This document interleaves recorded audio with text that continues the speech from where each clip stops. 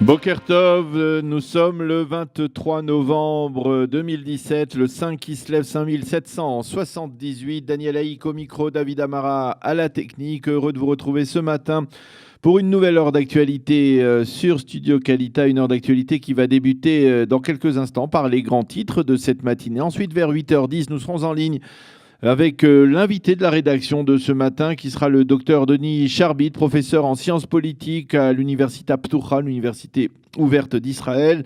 Nous reviendrons avec lui ce matin sur cette enquête dont nous avions parlé hier dans la revue de la presse et qui fait état de la satisfaction d'une forte majorité d'Arabes israéliens de vivre dans l'État d'Israël, dans un État juif.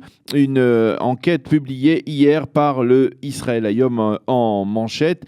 Nous y reviendrons donc avec le docteur Denis Charbit. Vers 8h25, Eliane Agurfinkel nous présentera sa chronique quotidienne Un jour notre histoire. Vers 8h35, je vous présenterai la revue de la presse et des médias israéliens. Et vers 8h45, eh bien, nous serons en ligne alors avec le Rav Yosef Matuzov, le Shaliach Chabad de Toulouse et l'un des leaders du mouvement Lubavitch en France. Aujourd'hui, il nous fournira ses impressions après le Kinous mondial des Shluchim, des émissaires du mouvement Lubavitch qui s'est tenu le week-end dernier à New York en présence de plus de 3000 émissaires du mouvement Chabad. Nous parlerons à cette occasion donc de l'état actuel du mouvement Lubavitch à travers le monde. Les grands titres de l'actualité de ce matin, eh bien l'information qui est à la une, on peut dire ce matin, et qui a ouvert même le journal de Kol Israël ce matin. On sait apparemment désormais comment Israël s'est doté des renseignements précieux qui avaient permis aux Américains en mai dernier de déjouer des méga attentats, ou en tout cas de prévenir de méga attentats contre des avions de ligne aérienne commerciale. On se souvient qu'en mai dernier, Donald Trump avait affirmé lors d'une conversation avec le chef de la diplomatie russe, Sergei Lavrov, qu'Israël avait fourni aux Américains des renseignements précieux sur la volonté de Daesh de commettre des attentats sur des vols de compagnies aériennes, et ce à l'aide d'ordinateurs piégés et surtout indétectables. À l'époque, les Américains avaient interdit d'introduire pendant une certaine période des ordinateurs portables dans la cabine des passagers des avions de ligne. Eh bien, le Vanity Fair d'hier révèle qu'Israël a réussi à connaître les plans diaboliques de Daesh grâce à une opération top secrète réalisée sur le sol syrien par les commandos Matkal épaulés par des agents du Mossad israélien. Les commandos Matkal déguisés en soldats syriens et à bord de jeeps de l'armée syrienne ont réussi à déposer des écoutes ultra sophistiquées dans une base secrète de Daesh qui, selon les renseignements israéliens, se spécialisait justement dans la préparation d'attentats de ce type.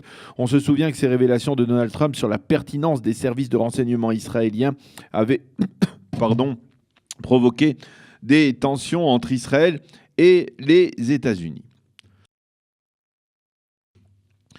Le consortium allemand ThyssenKrupp est de plus en plus sceptique quant aux chances de voir le marché de vente de sous-marins allemands à Israël se concrétiser. Je vous rappelle que l'Allemagne s'est réservé le droit de se rétracter dans ce marché, que ce soit si les enquêtes policières devaient déterminer que ce marché était teinté d'éléments de corruption, et même si aucune preuve tangible de corruption n'avait été trouvée dans le cadre de ces enquêtes. Pour l'instant, l'enquête interne effectuée par ThyssenKrupp n'a pas réussi à prouver l'existence de corruption, mais certains observateurs affirment que cette enquête interne n'avait pas été menée de manière convenable.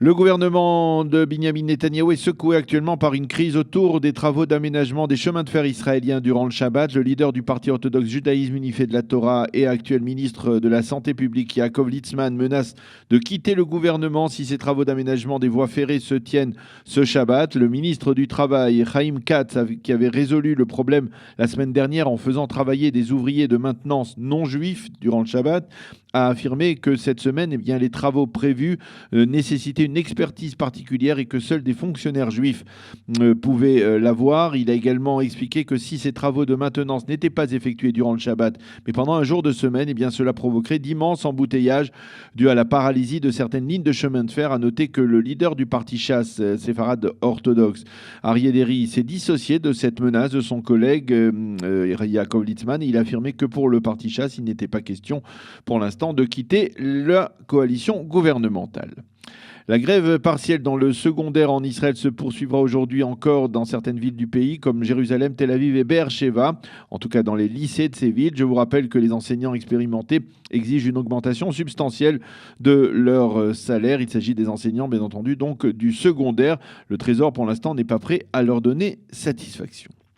Et puis, très vive inquiétude dans le monde orthodoxe pour la santé du Rav Aaron Leib Steinman, qui est considéré comme le grand de la génération dans le monde orthodoxe. Le Rav Steinman, qui a 104 ans, a été hospitalisé d'urgence hier après-midi à l'hôpital Mayane à Yeshua, près de Bnei Brak, pour une insuffisance rénale aiguë. Dans l'après-midi d'hier, les médecins étaient très inquiets et avaient parlé même de pronostic vital engagé pour le Rav Steinman. Mais hier soir, l'un des médecins du Rav, le professeur Patrick Sorkin, qui est d'ailleurs un ancien olé de France, a affirmé que l'état du Rav s'était légèrement stabilisé et qu'ils espéraient donc, les médecins, pouvoir solutionner rapidement le problème rénal. La météo pour terminer, la perturbation sérieuse de ce milieu de semaine se termine. Il n'y a plus de pluie, mais les températures restent relativement basses. Il fera 14 degrés aujourd'hui à Jérusalem, 19 à Tel Aviv et 22 degrés à Eilat. Voilà, c'est la fin de ce premier journal. Nous allons marquer une pause et on se retrouve dans quelques minutes avec le docteur le docteur Denis Charbit, pour nous parler, qui est professeur en sciences politiques à l'université Aptoucha, pour nous parler d'une enquête réalisée au sein du secteur arabe israélien.